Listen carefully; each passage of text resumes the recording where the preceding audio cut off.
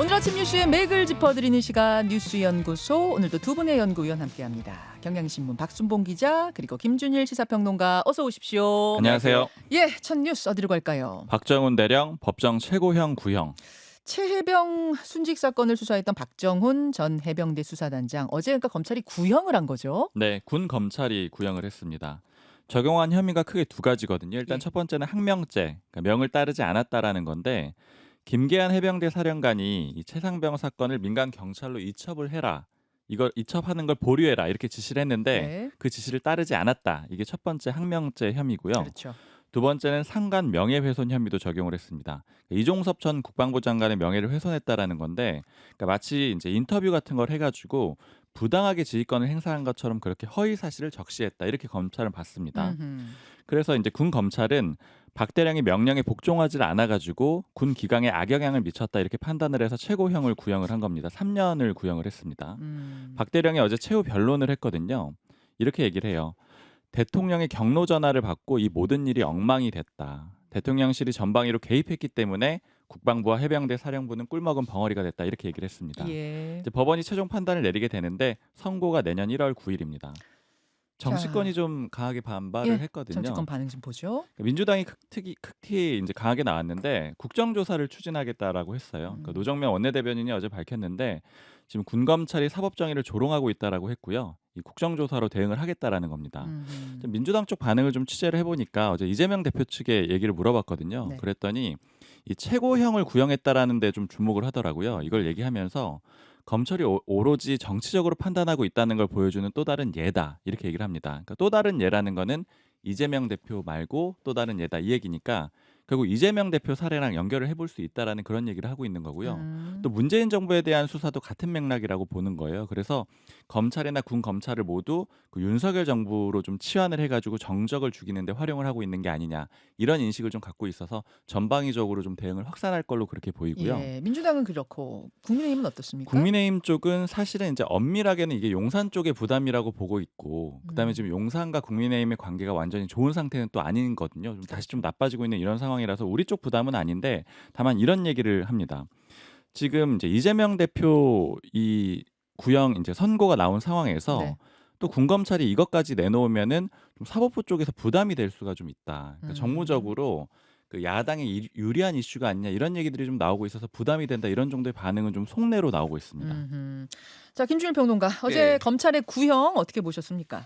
그러니까 이제 이게 군형법이 적용되는 거잖아요. 네. 일단은 항명 같은 경우는 군형법 44조가 있는데, 상관의 정당한 명령에 반항하거나 복종하지 아니한 사람을 이렇게 처벌하는 건데, 뭐 이제 전시인 경우에는 뭐 징역 7년 이하의 징역 뭐 이렇게 돼 있고, 뭐 적전인 경우에는 사형 무기징역도 있는데 거기에는 해당이 안 되는 거니까 3년 이하의 징역은 이제 평시라고 이제 본 거죠. 그렇죠.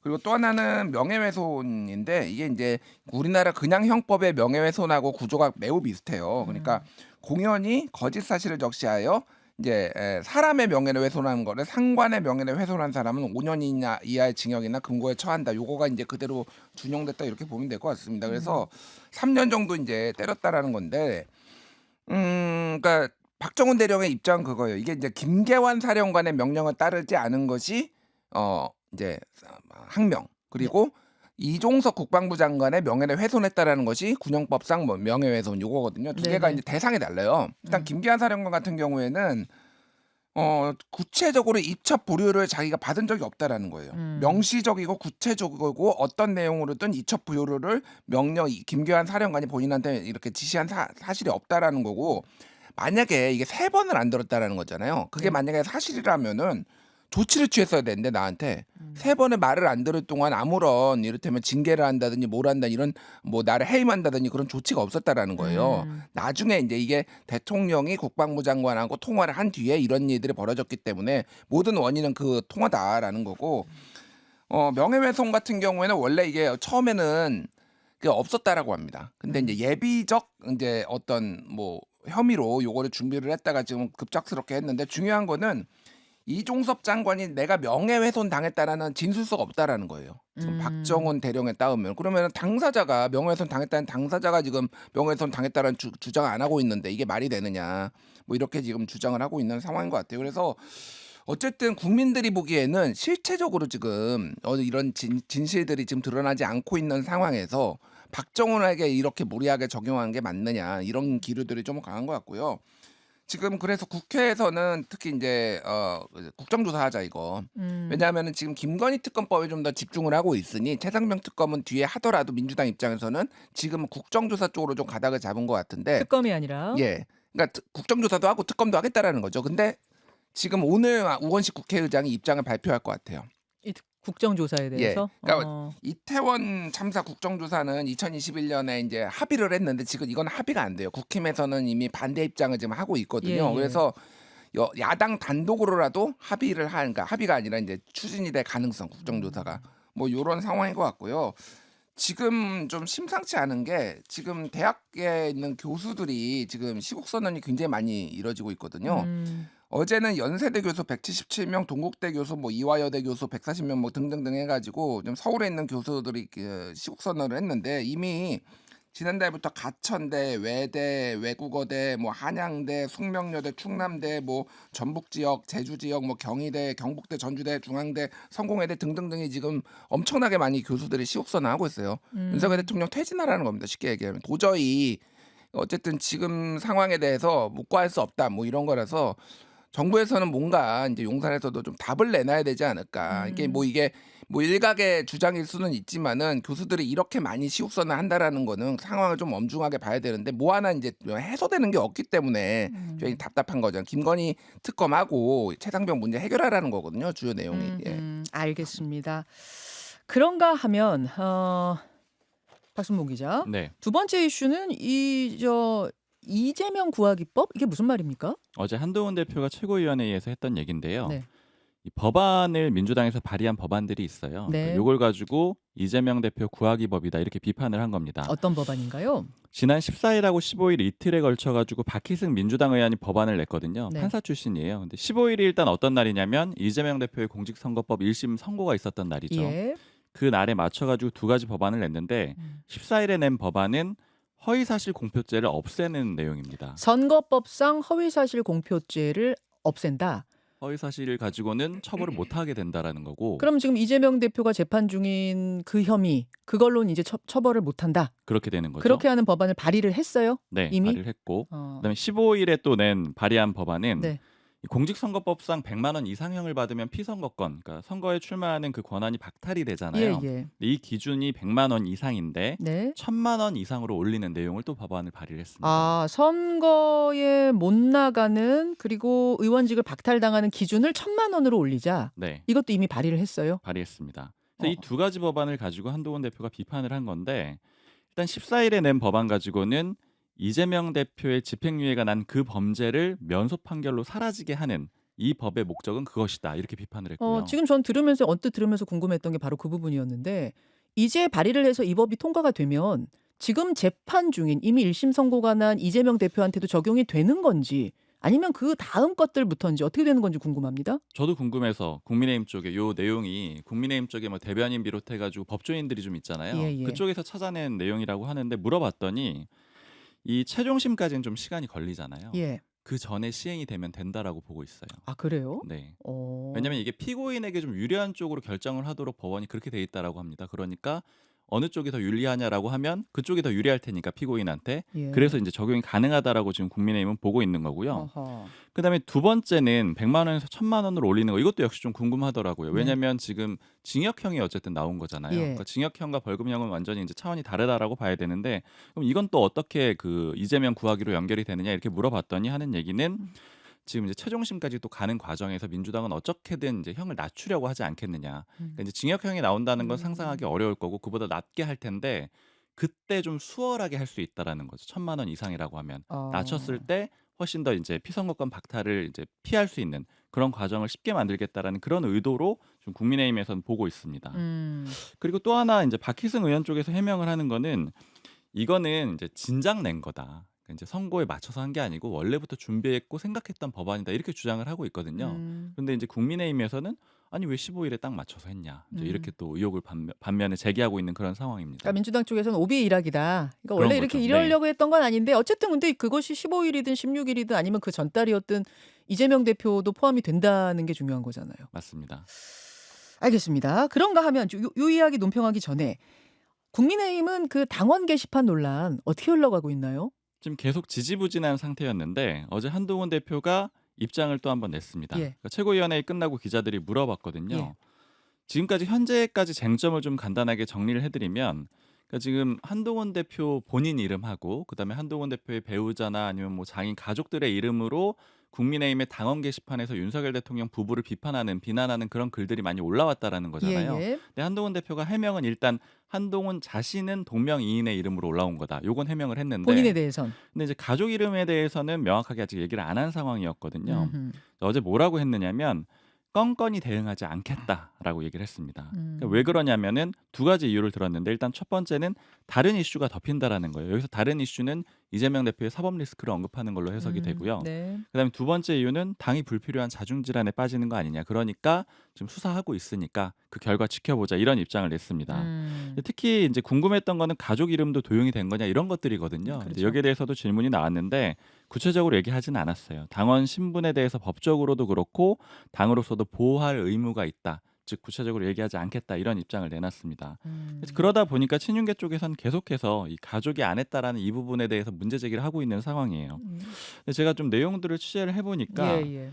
일단 한동훈 대표 쪽의 입장은 뭐 몇 가지 좀 인상적인 게 있었는데 왜 대응을 안 하냐 제가 이렇게 물어봤거든요. 네. 그랬더니 일단 첫 번째는 입틀막 사건이 있었는데 또 당원 입틀막까지 해야 되냐 이런 얘기를 하더라고요. 그러니까 이제 기존에 뭐 윤석열 정부에서 뭐 카이스트에서 있었던 일도 있고 이런 일들이 있었잖아요. 졸업식 축사할 때 네, 이 당원 입틀막이라고 비유한 거는 당원 게시판에서 누가 했는지 이름을 명확하게 밝히게 되는 거는 당원 게시판에서도 얘기를 못하게 만들려는 거 아니냐. 그러니까 그런 비난을 받을 게 우려가 된다. 라는 게 친한계 네, 입장. 이런 논리를 한 가지 되고 있고 그다음에 두 번째는 이건 드루킹 사건이랑은 명백히 다르다라는 거예요. 지금 장해찬 전 최고 같은 경우에는 한가족 드루킹 이렇게 네이밍을 해버렸던데요. 네, 뭐가 다르다라고 보냐면은 일반 그 뉴스 기사 뭐 댓글이나 이런 것들을 조작한다라면 일반 여론을 조작할 수가 있을 텐데 예. 당원 게시판은 그런 목적은 전혀 안 될 거라는 거죠. 그런 정도의 음. 영향력도 없고 왜 이제 소수만 볼 수 있는 그런 데서 여론 조작을 하겠느냐 이건 말이 안 된다. 뭐 이런 비판하고 있고요.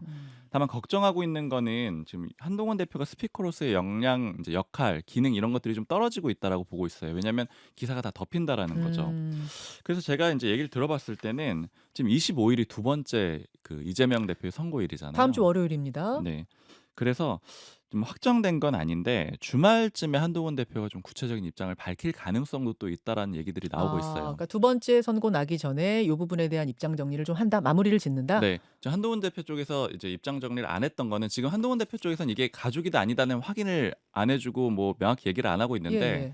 가족이든 아니든 간에 혹은 가족이라고 하더라도 확인을 하면은 친윤계에서 계속해서 물고 늘어질 거라고 보거든요. 근데 그럼에도 불구하고 어쨌든 이재명 대표가 선고가 있는 날 그 전에는 정리를 해야만 그 반사 이익을 얻을 수 있기 때문에 정리를 하겠다 이런 얘기를 하고 있습니다. 알겠습니다. 자, 김준일 평론가 두 네. 가지 얘기했는데 우선 선거법 개정안 이미 민주당에서 발의를 했는데 이거 이재명 대표 방탄 선거법 아니야? 또 이 얘기가 그러니까 뭐 나와요. 오얏나무 아래서 가끔 고쳐매지 말라고 이게 뭐 한두 번이 아니잖아요. 그러니까 민주당 예전에 이제 당원 당규 뭐 6월달에 고칠 때도 그때 대선 1년 전에 사퇴한다는 규정에 예외로 넣어가지고 지방선거 공천을 이재명 대표가 할 수 있게 열어놨어요. 그리고 때문에 도덕성 관련해서도 뭐 부정부패 관련 혐의로 기소되면 사무총장의 당직을 정지할 수 있는데 이거 당원 80도도 폐지하기로 했거든요. 다 이재명 대표 사법 리스크를 위한 거 아니냐라는 게 당내에서도 있었고 이것도 어쨌든 뭐 민주당에서는 이렇게 무관하다고 얘기를 하고 있지만은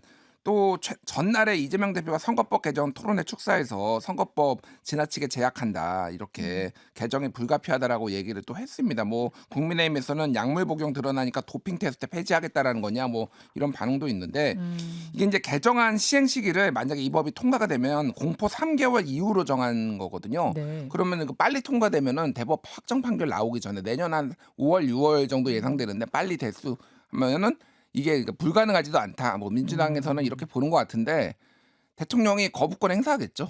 그렇죠. 뭐 예. 이건 뭐 대통령이 거부권 행사하냐 마냐의 문제가 아니라 국민들이 어떻게 받아들이냐의 음. 문제인데 과연 여기에 대해서 글쎄요. 국민들이 그러니까 어떻게 보실지. 저는 큰 틀의 취지에서는 우리나라가 너무 가혹하다라는 거는 동의를 해요. 근데 음. 지금은 양쪽에서 쟁점이 없을 때 이게 그렇죠. 가능한 거지 지금 이게 가능하겠냐 통과가. 그러니까 뭐 그런 박희승 생각이 듭니다. 의원도 예. 뭐 김준일 대표 말씀처럼 선거법 자체에 대해 원론적으로 좀 들여다보자 이렇게 해서 발의했을 수는 있지만 시기가 지금 전략적으로 정치적으로 봤을 때도 맞느냐 이런 의문인 거죠. 예, 그리고 뭐 한동훈 대표는 짧게 얘기하면은 뭐라고 지금 친한계 쪽에서 얘기를 하든 이거를 정면 돌파하지 않는 이상 이 예. 논란은 계속 이어질 수밖에 없다. 음. 뭐 그렇게 봅니다. 예. 그 좀 주목되는 게 어제 윤석열 대통령이 귀국을 했잖아요. 네. 근데 이제 여기 이 상황 가지고도 좀 친한계 쪽에서 불만 같은 것들이 나오고 있는데 이제 대통령실에서는 새벽에 귀국을 하니까 당대표랑 원내대표 안 나와도 된다라고 이제 통보 내지는 이제 알림을 줬습니다. 그래서 이제 한동훈 대표가 어제 안 왔거든요. 네. 근데 이 얘기를 듣고 친한계 쪽에서는 좀 고민이 많았다 그래요. 그러니까 왜냐하면 이게 와도 된다는 얘긴지 아니면 혹은 그냥 오지 말라는 얘긴지 그러니까 여기에 대한 고민이 있어서 최종적으로 안 가는 걸로 결정을 내렸는데 어허. 이게 보니까 2주 전으로 용산이 좀 돌아간 것 같다. 이렇게 친한계 뭐 관계자가 얘기를 하는 거예요. 2주 전으로 돌아갔다는 얘기는 뭐예요? 그 사이 안 좋았던 그때? 그때이기도 하고 지지율이 이제 10%대가 나오면서 손을 좀 맞잡은 그런 상황이 있었잖아요. 네. 근데 지지율도 반등을 하고 이재명 대표 선고도 나오고 네. 당원 게시판 논란도 또 생기고 예. 이러니까 한동훈 대표 필요 없겠는데 이런 판단을 또 내린 게 아니냐 이런 얘기들이 좀 나오고 있고 실제로 어제 그 귀국 현장이 굉장히 좀 화기애애했거든요. 그 한동훈 대표가 없는 그 자리가요. 그래서 이제 그런 얘기들도 좀 불만 같은 것들도 나오고 있습니다. 알겠습니다. 세 번째 뉴스 브리핑해 주시죠. 사이버 도둑 북한. 북한이 국내 코인을 훔쳐갔다는 게 무슨 말이에요? 2019년에 업비트 그 한국 최대 가상자산 거래소죠. 여기에 이더리움 34만 2천 개가 탈취된 적이 있었는데 네. 이게 누구 소행인지 확인이 안 됐었는데 어제 경찰이 발표를 했습니다. 이게 북한 소행이었다 이렇게 발표를 한 거고요. 액수가 당시에는 580억 원이었는데 네. 지금은 1조 4,700억 원 정도 되고요.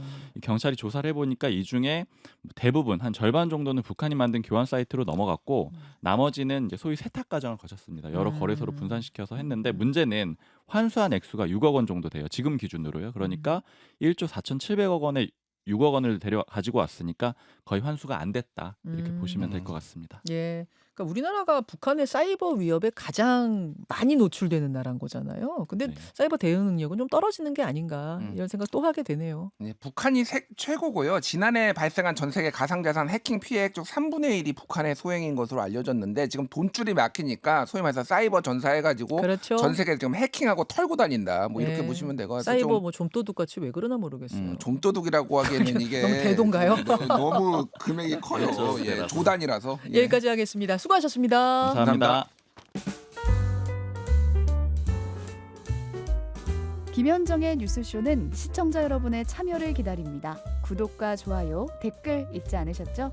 알림 설정을 해두시면 평일 아침 7시 10분 실시간 라이브도 참여하실 수 있습니다.